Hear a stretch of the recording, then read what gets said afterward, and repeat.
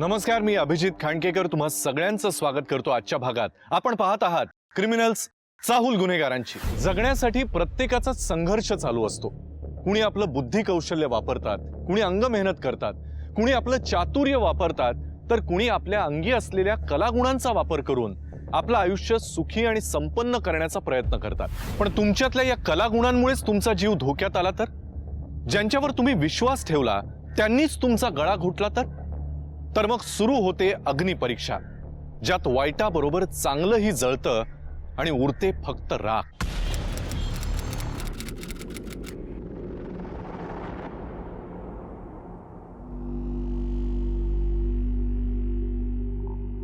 नमस्कार करूया।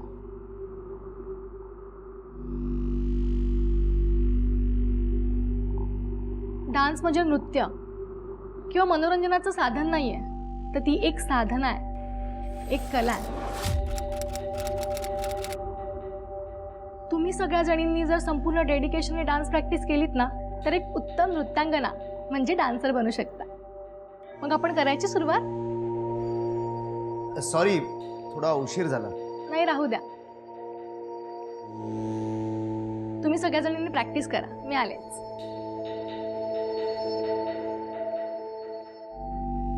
सगळे सांगत होते 11 महिन्यांचा बनव, पण मी 2 वर्षांचा ॲग्रीमेंट बनवलं आणि भाडंही वाढवलं नाही, इनफॅक्ट कमीच केलंय।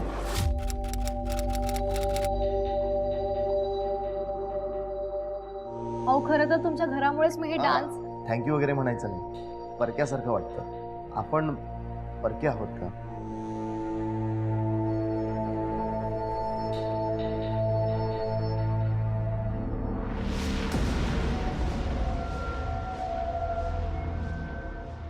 आई, मी तुला कधीपासून सांगतोय ना हा डान्स बिन्स बंद कर म्हणून, पण तू माझं ऐकतच नाही।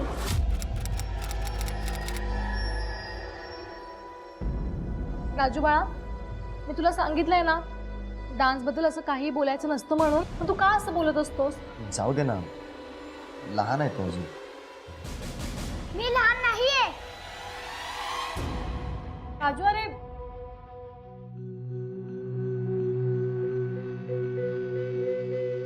महेश, मला असं वाटतंय की माझ्या या डान्समुळे माझ्या मुलाकडे माझं दुर्लक्ष होतंय। हो नाही नाही, उलट तू कलाकार आणि आई या दोन्ही जबाबदाऱ्या एकदम उत्तम सांभाळतेस।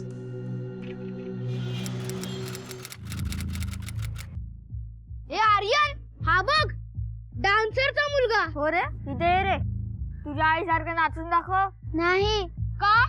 मी तुला डान्स शिकवला नाही? नाच, नाहीतर मार खावा लागेल। नाच।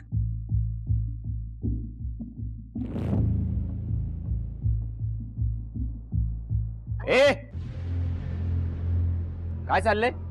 काय नाही। मला सांगितलं नाही याला त्रास नाही द्यायचा म्हणून? कळत नाही सांगितलेलं?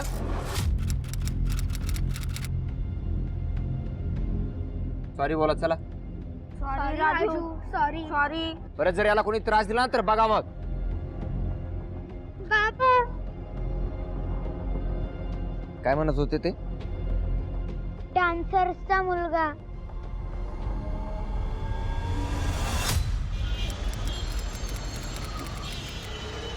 चल पटापट नाश्ता करूया। नमस्ते मॅडम। नमस्कार। आपण? मी दगडू, जनउन्नती समाजसेवी संस्थेकडून आलो। आमची संस्था समाज उपयोगी बरीच कामं करते। उद्या सरस्वतीची पूजा ठेवली आहे, तर त्यात तुमच्यासारख्या कलाकाराने आपली कला सादर केली तर काय रंगत येईल, त्याचं हे इन्व्हिटेशन कार्ड। मग उद्या याल ना मॅडम? काका, उद्या येऊ शकत नाही, आम्ही फिरायला जाणार आहोत। हो नाही? हो बाळा, पण आता हा कार्यक्रम तितकाच महत्वाचा आहे ना, आपण नेक्स्ट टाइम प्लॅन करूया, ठीक आहे? अरे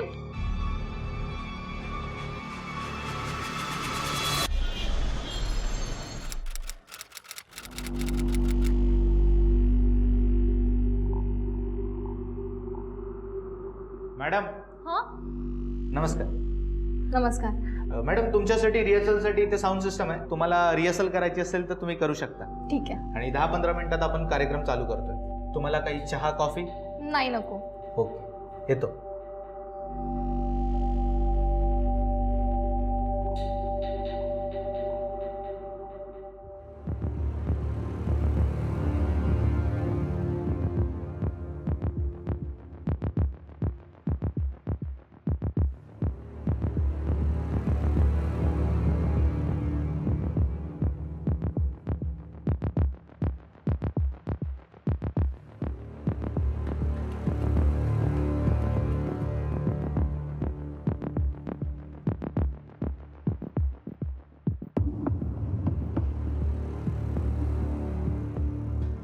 अरे वा वा वा किती छान नाचतेस तू. अरे दगडू, अरे किती भारी नाचते रे ही. चला चालू द्या तुमचं. दगडू, तुम्ही मला सांगितलं होतं की हा एका संस्थेचा कार्यक्रम आहे, मग हे इकडे काय करतायत? ती समाजसेवा संस्था याच समाजसेवकाची आहे. तर नाच ना. मी एक कलाकार आहे. हो, नाचते मी पैशासाठी, पण सन्मानानं, तुमच्यासारख्यांसमोर नाही. अगे सोडा मला. तुझे तर दगडू साहेब सोडणार नाही मी. सर मला मोलेस्टेशनची कंप्लेंट नोंदवायची आहे. मोलेस्टेशन कोणाविरोधात? संग्राम विरोधात.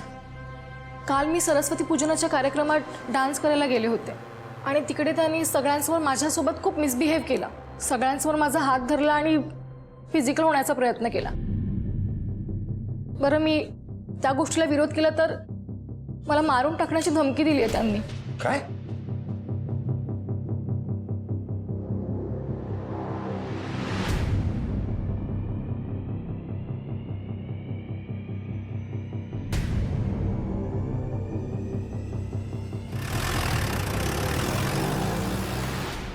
जान्हवी, येतोय आज मी, तयार राहा.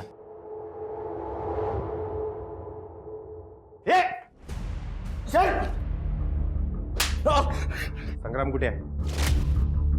साहेब माहिती नाही. माहित नाही. सांग कुठे आहे? साहेब खरंच माहित नाही.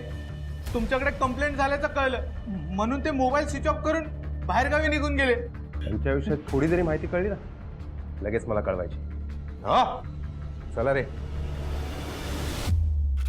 किती विश्वासाने मी काल तिथे डान्स करायला गेले होते, पण ती जाऊ दे ना. अगं काही लोक ना वाईटच असतात. तू एवढं नको विचार करूस त्या गोष्टीचा.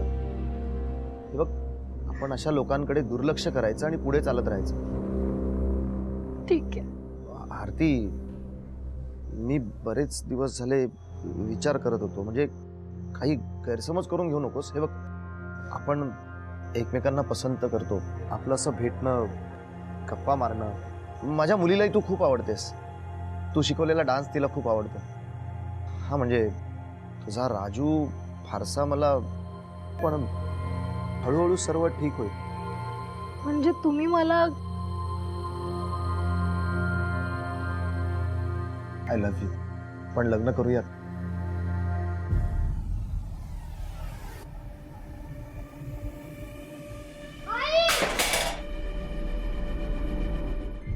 राजू, अरे ऐक ना राजू.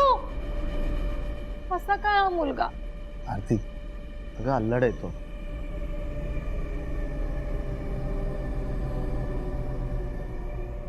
मी समजावून सांगतो त्याला.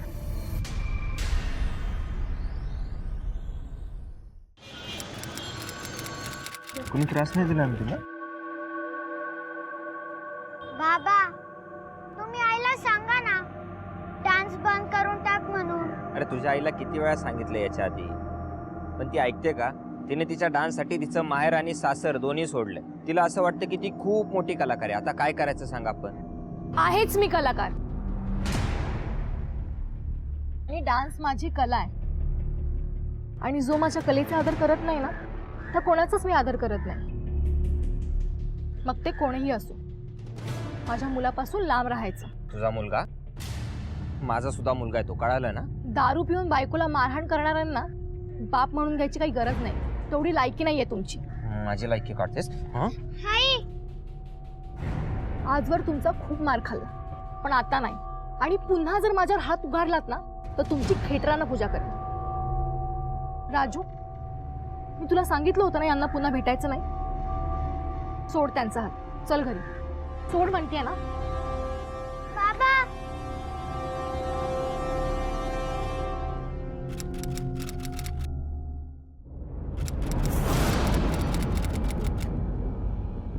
हॅलो पोलीस अंकल,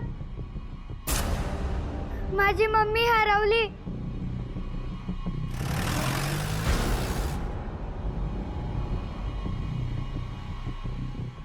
राजू तू फोन केलेला? हो, काय झालं? माझी मम्मी हरवली आहे. ती अजून घरी आलीच नाही. मला खूप भीती वाटते. बरं, घाबरायचं नाही. ये इकडे. ओके, आता अजिबात रडायचं नाही. आम्ही आलोय ना. हा, तू आधी सांग, आई कधी बाहेर गेली आणि कुठे गेली? मला नाही माहिती. मी शाळेत गेलो होतो. बर, मग तू शाळेतून जेव्हा घरी आला तेव्हा तुमचा दरवाजा उघडा होता की लॉक होता? दरवाजा लॉक होता. माझ्याकडे घराची दुसरी चावी आहे. त्याने मी दरवाजा उघडला. आईचा एखादा फोटो आहे तुझ्याकडे? हो, 1 मिनिट.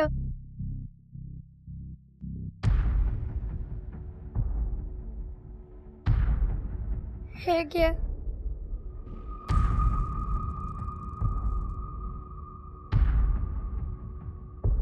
बरं राजू, मला सांग, बाबा कुठे आहेत तुझे? माझे बाबा आमच्या बरोबर नाही राहत. ते कोल्हापूरला राहतात. अच्छा, बरं, बाबांचा मोबाईल नंबर पाठ असेल ना तुझा?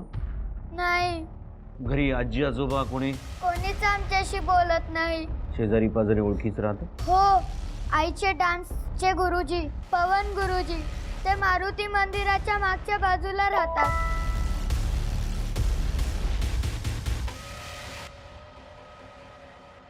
सर,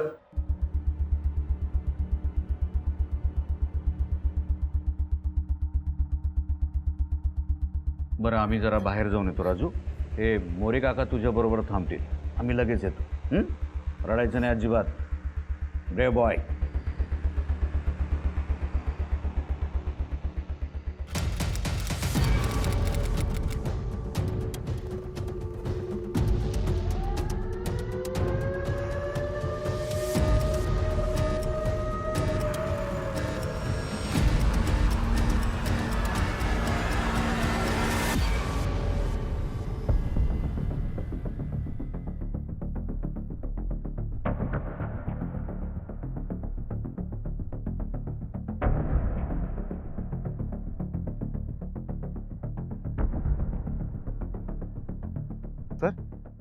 तिथं आरती आहे.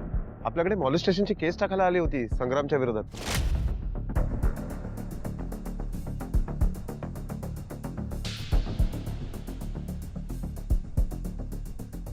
पंचनामा करून घ्या आणि बॉडी पोस्टमॉर्टमला पाठवा. नायकुडी, त्या बॅगचा टॅग बघू. टॅगवर जो बारकोड आहे त्याच्यावरून आपल्याला कळेल ती कुठून घेतली बॅग. ते बॅग फॉरेन्सिकला पाठवून द्या. बघा ते आजूबाजूला जरा चेक करा, काही मर्डर वेपन वगैरे असेल का, आणखीन काही एव्हिडन्सेस मिळतात का चेक करा.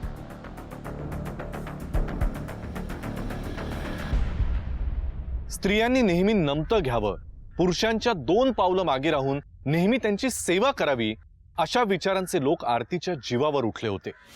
पण तिच्या खुनामागे फक्त हेच कारण नव्हतं. पोलिसांना तपास करत असताना समाजातल्या अशा काही घाणेरड्या गोष्टींची माहिती मिळाली की त्याने तपासाची दिशाच बदलली.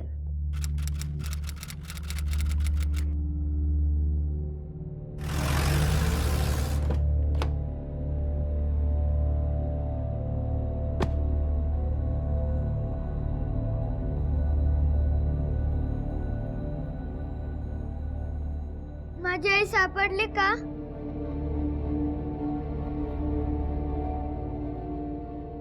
राजू, तुझी आई आता परत नाही येणार. तुझी आई देवाघरी गेली. कोणीतरी तुझ्या आईला मारलं. नाही, मला आता आईकडे जायचं. मला आई पाहिजे. मला आई पाहिजे.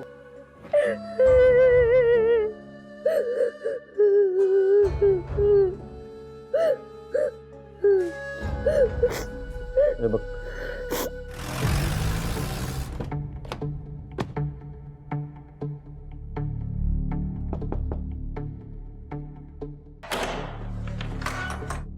तुम्ही या.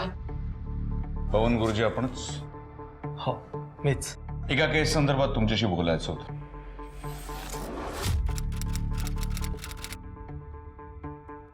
हिला ओळखता? अहो, ही आरती माझी स्टुडंट आहे. अतिशय उत्तम डान्सर आहे. डान्सर होती, तिचा खून झाला. काय? कोण? अहो साहेब, मग तिचा मुलगा राजू. तो ठीक आहे. गुरुजी पाणी.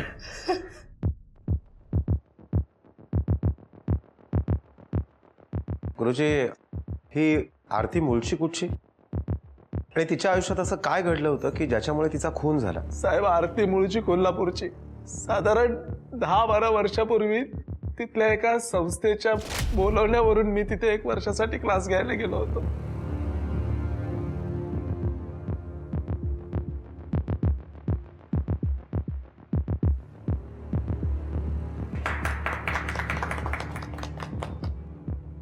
आरती, तुझ्यात रिदम आणि ग्रेस आहे. अगदी नॅचरल नृत्यांगण आहेस तू. तुला सांगतो, भविष्यात हेच नृत्य तुला स्वतःची ओळख आणि मान सन्मान मिळवून देणार आहे बघ. सर, तुमचा आशीर्वाद असाच राहू द्या.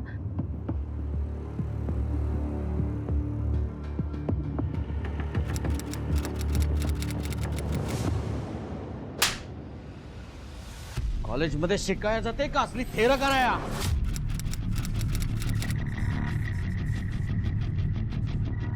काय हो? कसली दरिद्री अवलाद जन्माला घातली? नाक कापलंय पोरीनं. घराण्याची इज्जत आबरू सगळं चव्हाट्यावरती मांडलंय. लहान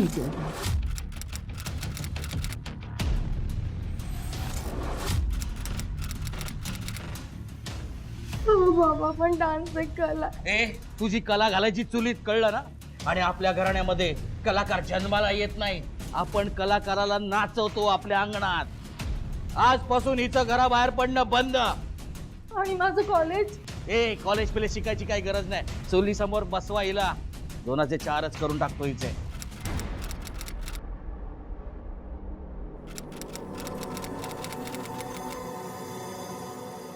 आरती, मी आज खूप खुश आहे. आज तुला जे हवंय ना ते तू माझ्याकडे माग. मला ना डान्स शिकायचा. डान्स? आणि डान्समध्येच करिअर करायचं आहे. डान्स आणि डान्सरला सन्मान मिळवून द्यायचा. तुला माहितीये, मला सुद्धा डान्स खूप आवडतो. तू कर डान्स, पण फक्त माझ्यासमोर. मला हवं तेव्हा. आपण एक काम करूयात का? तू आत्ताच नाचून दाखव ना मला. नाचून दाखव. आता जर उठली नाहीस ना तर कंबरड्यात लात घालून बापाकडे पाठवून देईल काय.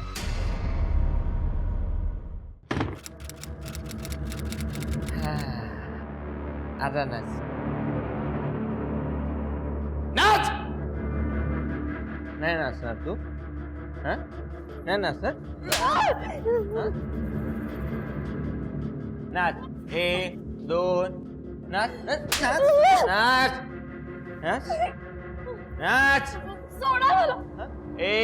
कुठे जातीये? काय करते तू? बाद मला. लागला ते मागे. आज नंतर जर तुम्ही मला पुन्हा मारलात ना तर तुमचा जीव घेईन मी.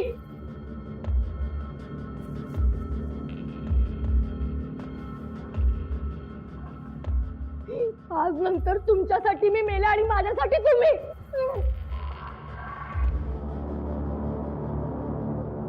बाबा, थांब. या घराचा उमरा तू ओलांडायचा नाहीस. जावई बापूंचा फोन आलता मला. तुझी मजल आता इतकी गेली की त्यांच्यावरती चाकू उगारून घर सोडून निघून आलीस त्यांचं. बाबा, ते दारू पिऊन मारहाण करायला लागले आणि मला घरात. आपला नवरा आहे तो तुझा. बाय माणसाला असं सहन करावंच लागतं. नाही ते काय, तू डायरेक्ट अशी त्यांना सोडून तिथे येऊ शकत नाही. बरोबर बोलतोय संत्या. आता तुझं जगणं मरणं समजा त्या घरीच. या घराचे दरवाजे तुझ्यासाठी कायमचे बंद आहेत, कळलं? झालं संत्या, तुझ्या सासरीला घालून ये जा. त्याची काही गरज नाहीये. मला रस्ता माहितीये.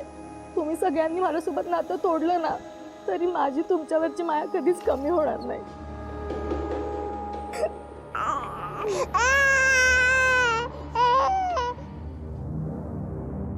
आरती, लक्षात ठेव, कलाकारासोबत जोपर्यंत त्याची कला असते ना तोपर्यंत तो सन्मानाने जगू शकतोय. हे बघ, मी काही डान्स शो करतो, तर आता माझे उद्या काही डान्स शो आहेत, तर मी काही नवीन डान्सर्स सोबत थोडा दुसऱ्या कामात अडकलोय, तर तू मात्र आता तुझ्या बाळासाठी तुझ्यासाठी एक नवीन सुरुवात कर. हा, लक्षात येते का?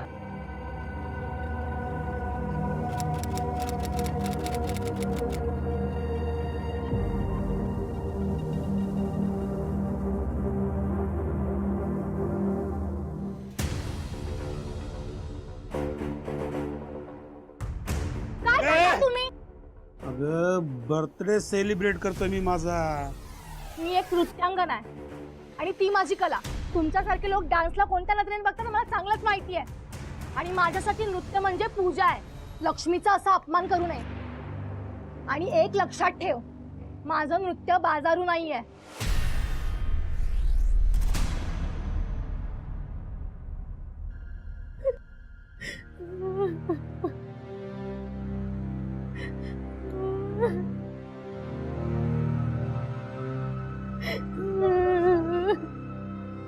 आरती, काय झालं? गुरुजी, त्या संग्राम समोर नृत्य करणं म्हणजे ना आपल्या कलेचा आणि नृत्याचा केलेला अपमान आहे. आरती, आयुष्यात सगळंच आपलं मनासारखं नाही होत. नृत्य बघणारे जसे चांगले लोक असतात ना, तसे वाईट लोकही असतात. आपण नाही लक्ष द्यायचं. आपण आपल्या कलेची अविरत सेवा सुरू ठेवायची. मला माहिती आहे की पैसा हा महत्वाचा असतो, पण गुरुजी सन्मानही तितकाच महत्वाचा आहे. मला नेहमी असं वाटतं की लोकांनी माझ्याकडे फक्त एक नाचणारी म्हणून नाही बघावं, तर सन्मानाने बघावं. आणि हीच माझी इच्छा आहे. तुमचा नृत्याकडे बघण्याचा जो दृष्टिकोन आहे ना, तो नवीन पिढीला समजला पाहिजे. तेव्हा तू आता नृत्य कलेचे क्लास सुरू कर. डान्स क्लास सुरू केले होते तिने. बरं गुरुजी, या आरती बरोबर तुमचं शेवटचं बोलणं कधी झालं? परवाच फोन आला होता तिचा. नवीन घर शोधते सांगत होती. भाडं जास्त असेल तरी चालेल, पण डान्स क्लास घेता आला पाहिजे असं म्हणत होती. नायकुडे, या आरतीचे सगळे डिटेल्स काढा. तिचे आई वडील, तिचा भाऊ, तिचा डिवोर्स झाला होता, तो तिचा नवरा, या सगळ्यांची माहिती पाहिजे आपल्याला. Okay sir.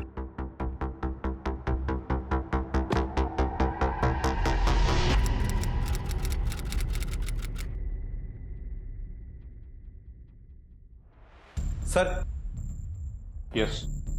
आरतीचा पोस्टमॉर्टम रिपोर्ट आलाय. पोस्टमॉर्टम रिपोर्टनुसार आरतीचा मृत्यू 11 तारखेला दुपारी 1 ते 2च्या दरम्यान झाला. तिच्या डोक्यावरती जी जखम झाली होती त्याच्यातनं अतिरक्तस्राव झाला आणि त्याच्यामुळेच तिची डेथ झाली. नायकुडे, हा तिचा CDR नुसार जर बघितलं तर दुपारी 1 ते 2च्या दरम्यान तिचा मोबाईल तिच्या घरीच होता. याचा अर्थ तिचा खून घरीच झाला असणार. शक्यता आहे. ज्या बॅगेत आरतीची बॉडी मिळाली त्या बॅगेचे काही डिटेल्स कळले? हो सर. विशेष म्हणजे ती बॅग आरतीने स्वतःहून विकत घेतली होती गेल्याच आठवड्यात. हो. नायकुडे, मला वाटतंय तिच्या घरून आपल्याला काहीतरी क्लूज मिळू शकतील.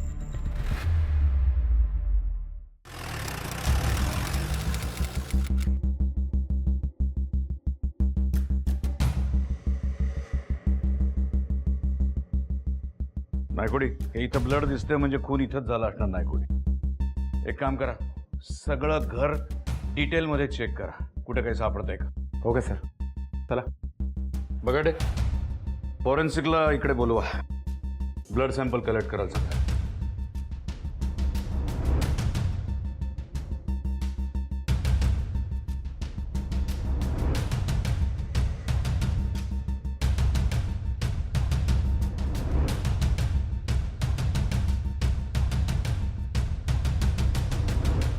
सर. येस नायकुडे, काय सापडलं? सर, या कपाटाच्या या कडीवर रक्ताचे डाग आहे. फॉरेन्सिक टीम आली की त्यांना सांगायचं हे ब्लड सॅम्पल पण घ्या आणि आरतीच्या ब्लड बरोबर टॅली होते का बघा. Yes sir. सर, आणि दुसरी गोष्ट, आरतीने गेल्याच महिन्यात या घराचं रेंट ॲग्रीमेंट रिन्यू केलं होतं, पण तिथं नवीन घर शोधत होती.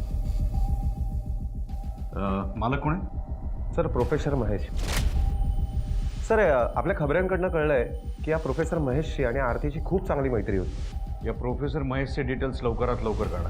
आरती आणि या महेशमध्ये नेमकं असं काय झालं होतं म्हणून आरतीला हे घर सोडावंसं वाटत होतं हे आपल्याला लवकरात लवकर कळायला हवं. Excuse me sir. हा बोल रे. गुड. ठीक आहे, आम्ही पोहोचतोच. तर आपल्या खबऱ्याचा फोन होता. संग्राम ज्या ठिकाणी लपून बसलाय ती जागा समजली.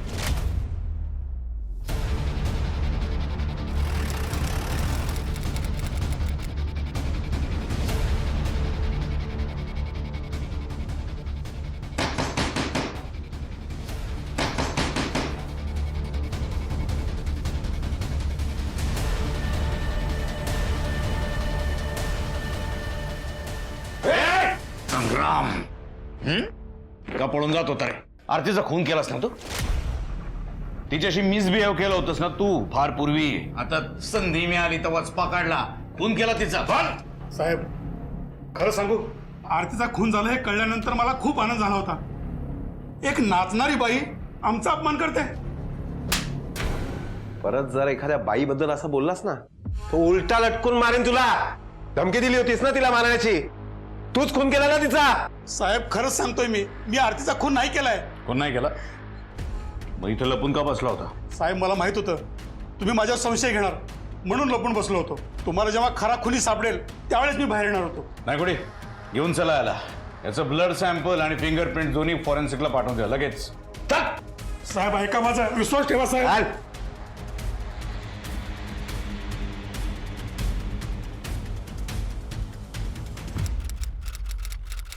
महेश, रेंट अग्रीमेंट तर मागच्याच महिन्यात रिन्यू झालं होतं, तर मग ती दुसरं घर का बघत होती? सर आमच्यात थोडे वाद झाले होते. अच्छा. आरतीचा जेव्हा खून झाला त्यावेळी तुम्ही कुठे होता? मी कॉलेजमध्येच होतो, लेक्चर्स घेत होतो. पण तुमच्या सीडीआर प्रमाणे तुमच्या मोबाईलचं लोकेशन त्यावेळी तुमच्या घरी दाखवत आहे. याचा अर्थ तुम्ही घरी होता. हा म्हणजे मध्ये 2 लेक्चर्स ऑफ होते ना, म्हणून मी जेवायला घरी गेलो होतो. आणि त्याच दरम्यान तुम्ही आरतीच्या घरी गेलात, खरं आहे ना? महेश, तुम्ही मला सांगितलं की तुमचा डिवोर्स झालाय म्हणून, पण मला असं कळतंय अजून डिवोर्सची केस चालूच आहे. हा म्हणजे आज ना उद्या डिवोर्स होईलच. तो आज ना उद्या होईल ना, पण अजून झाला तर नाहीये. आणि मला आपल्या नात्याची सुरुवात अशी खोटेपणाने अजिबात करायची नाहीये. आरती, हे बघा, तुमची आणि माझी मैत्री संपली. माझी दुसरी व्यवस्था झाली की मी इथून निघून जाईन. आरती प्लीज. मला तुमचं काही एक ऐकायचं नाहीये. तुझ्या या हट्टी स्वभावामुळेच ना तुझ्या आधीच्या नवऱ्याने तुला सोडलंय. थँक्यू. नाही, बरंच झालं. लग्नाआधी मला एवढं तरी कळलं की तुमच्या मनात माझ्याबद्दल काय येते. तुम्ही जा इथून. सर आरती खूप चिडली होती म्हणून मी निघून गेलो. आरती जर तुम्हाला एवढी क्लोज होती तरी सुद्धा तुम्ही राजूला काही बोलला नाहीत ना, आम्हाला काही कॉन्टॅक्ट केलं? कारण तुम्हीच आरतीचा खून केलात आणि तिची बॉडी कोणाला तरी सांगून जंगलात फेकून दिलीत. कोणाला काम दिलं होतं जंगलात फेकून देण्याचं? नाही सर, अहो असं काही झालेलं नाहीये. मी खरं सांगतोय, मी आरतीचा खून नाही केलाय. नाही कुठे याचे फिंगरप्रिंट्स घ्या, ब्लड सॅम्पल घ्या. आरतीच्या घरात जे ब्लड मिळालंय त्याच्याशी याचं ब्लड टॅली करून बघा. आणि त्या बॅगेवर आणि आरतीच्या घरात जेवढे फिंगरप्रिंट्स मिळाले त्याच्याबरोबर याचे फिंगरप्रिंट्स टॅली करून बघा. आणि जोपर्यंत हा खरं बोलत नाही तोपर्यंत याला आपल्या पद्धतीने विचारत राहा. घेऊन जा. सर ऐका माझं.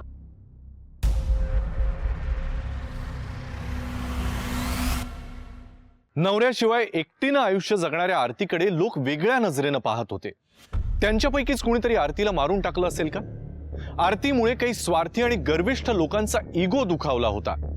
त्यांनी तर आरतीला संपवलं नसेल ना? या सगळ्या गोष्टींचा तपास करत असतानाच पोलिसांसमोर एक धक्कादायक माहिती आली.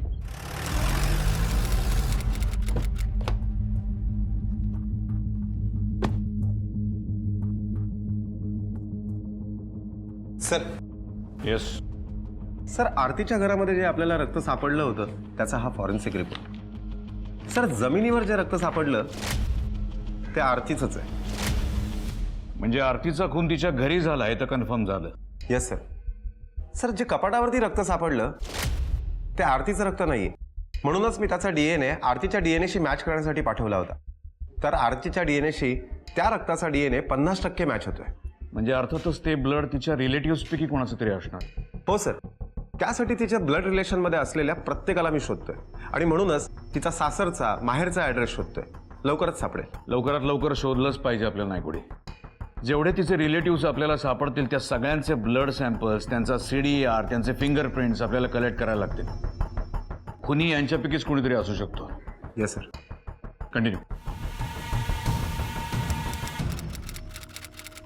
संतोष, आरतीच्या घरातल्या कपाटावर तुझे ब्लड ट्रेसेस मिळाले, तुझे फिंगरप्रिंट्स मिळाले, हे त्याचे रिपोर्ट्स, आणि हे तुझे कॉल डिटेल्स रेकॉर्ड. यानुसार आरतीचा जेव्हा खून झाला त्यावेळी तुझ्या मोबाईलचं लोकेशन क्राईम स्पॉटवर लोकेट झालं. त्याचे रिपोर्ट्स आहेत आमच्याकडे. आता सांग, तू स्वतः हे केलंस की तुझ्या वडिलांनी सांगितलं तुला हे सगळं करायला? नाही साहेब, मी नाही काही सांगितलं. पण साहेब, मी आरतीचा खून केलाच नाहीये. साहेब, मला पैशांची थोडी नड होती. बाबा पण मला पैसे देत नव्हते. तिचं बरं चाललं होतं म्हणून मी तिच्याकडून पैसे आणायला गेलो होतो.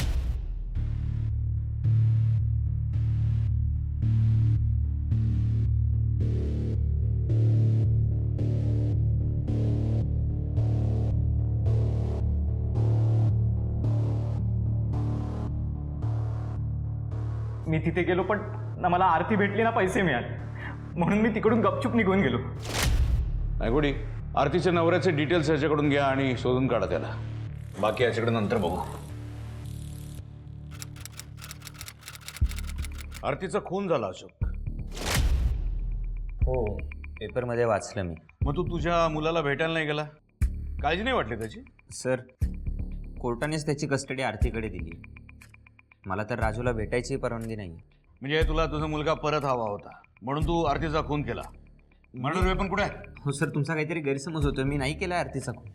तुम्हाला खोटं वाटत असेल तर तुम्ही माझ्या मोबाईलचं लोकेशन चेक करा. त्या दिवशी मी घरीच होतो. अच्छा, म्हणजे मोबाईलवरून लोकेशन ट्रेस होतं म्हणून मोबाईल घरी ठेवला आणि आरतीचा खून करायला गेला असतो. हा? हो नाही साहेब. म्हणजे अशा पद्धतीने स्वतः निरपराध असल्याचा पुरावा तयार केलास. येऊन चलायला? अहो सर, पण नाही सर, माझं ऐका तरी तुम्ही. सर मी नाही केला आरतीचा खून. सर माझं ऐका ना प्लीज. सर ऐका तर. सर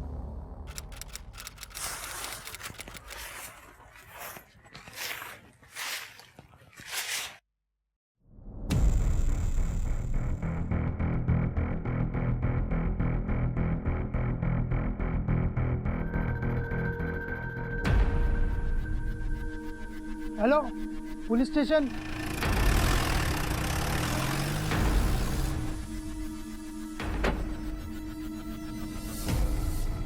तू फोन केलेला? हो साहेब, मिस केलेलो फोन. इथे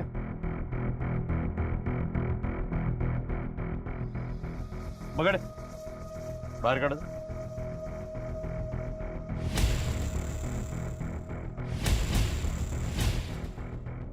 ताब्यात घ्या.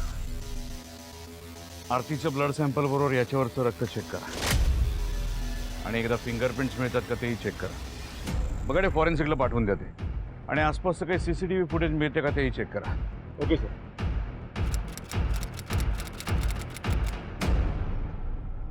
Sir, yes. खलबत्त्यावरती जे आपल्याला ब्लड ट्रेसेस मिळाले होते ते आरतीच्या ब्लडशी मॅच होत आहेत. त्याचा हा रिपोर्ट. तर याने हे सिद्ध झालंय की त्या खलबत्त्यानेच आरतीचा खून करण्यात आलाय. तर अजून एक महत्वाची गोष्ट, ज्या वेळेला आरतीचा खून झाला त्याच्यानंतर काही वेळातच आरतीच्या घराच्या बाजूला जो PCO आहे त्या PCO वरनं अशोकला फोन करण्यात आला होता. त्याच्या CDR वरनं ही गोष्ट स्पष्ट झाली. आणि मर्डर वेपन सुद्धा PCOच्या जवळच मिळालं. म्हणजे खुन्याचं आणि अशोकचं काहीतरी कनेक्शन आहे हे नक्की. Yes sir. सर, आणि खलबत्त्यावरती जे आपल्याला फिंगरप्रिंट्स मिळाले त्याचा हा रिपोर्ट. सर, धक्कादायक गोष्ट समोर आली.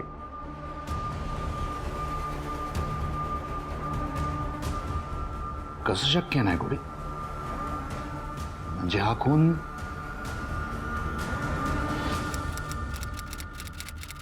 राजू, ज्या दिवशी तुझी आई घरी आली नाही तेव्हा तू तुझ्या बाबांना फोन केला होतास, बरोबर? त्या दिवशी तू शाळेतून कधी घरी आलास परत? शाळा सुटल्यावर 5 वाजता. पण राजू, आम्ही तुझ्या शाळेमध्ये चौकशी केली तेव्हा त्या दिवशी तू शाळेतच गेला नव्हतास.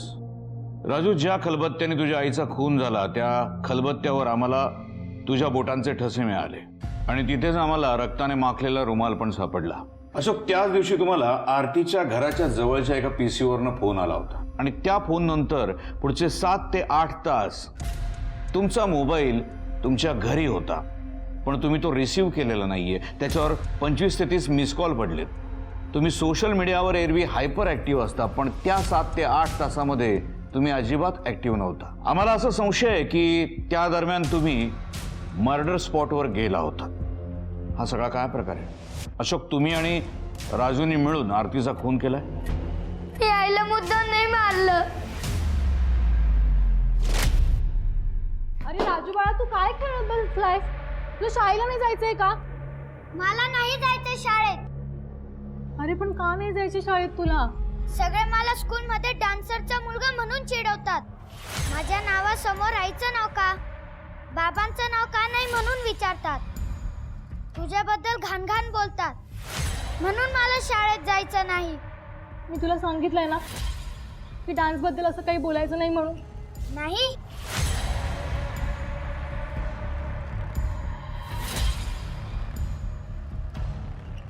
मुलाच्या हातून झालेली आईची हत्या पाहून सगळेच हळहळले.